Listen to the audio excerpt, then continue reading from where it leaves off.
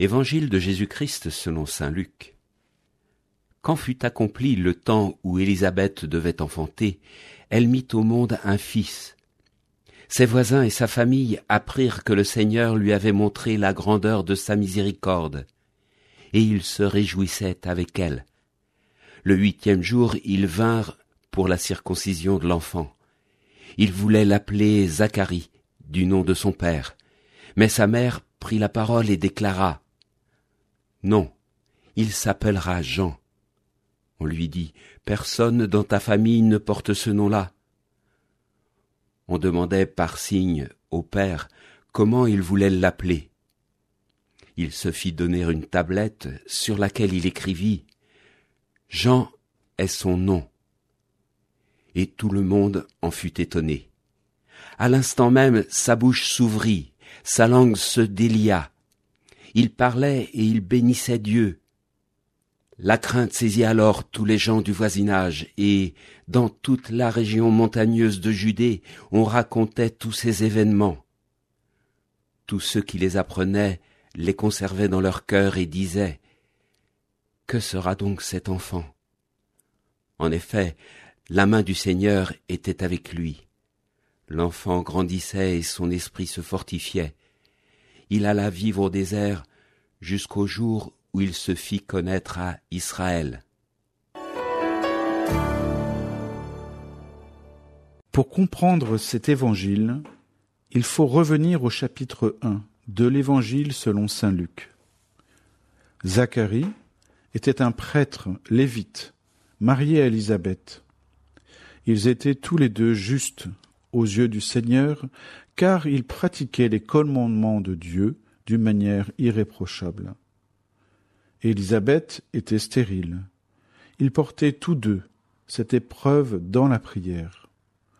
Lorsqu'ils furent avancés en âge, l'ange Gabriel apparut à Zacharie, dans le sanctuaire, à droite de l'autel.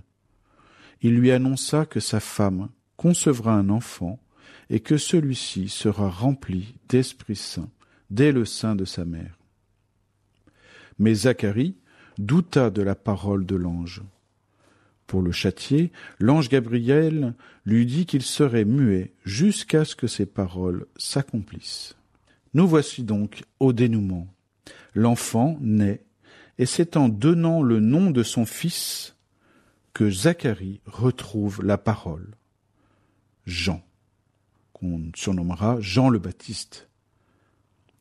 Il proclamera ensuite une prière de bénédiction prophétique qui est priée et chantée lors de la prière du matin dans toute l'Église, dans tous les pays du monde. Le dessein de Dieu se réalise dans les circonstances de notre humanité faible et lente à comprendre l'action du Seigneur dans nos vies. La parole du Seigneur requiert la foi, trop souvent imaginée comme quelque chose de flou, informe et incertain. La foi n'est rien de tout cela. La foi que Dieu attend, à l'exemple d'Abraham, d'Isaac et de Jacob, à l'exemple des prophètes et des saints, et ultimement à l'exemple de la Vierge Marie, cette foi est fervente, déterminée, solide, croit tout de Dieu, car il est tout-puissant et merveilleux. Sa parole est sûre, la foi nous fait mettre Dieu à la première place de notre vie, comme sainte Jeanne d'Arc. Dieu est le premier servi. Comme saint Louis-Marie Grignon de Montfort, Dieu prend tout à tel point qu'il est tout pour nous, Dieu seul. Saint Jean-Baptiste sera le héros de la foi, celui qui annoncera et proclamera la venue du Messie.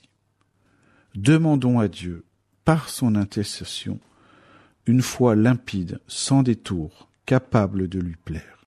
L'évangile du jour était commenté par Stanislas Zagli, responsable de la pastorale des jeunes dans le diocèse de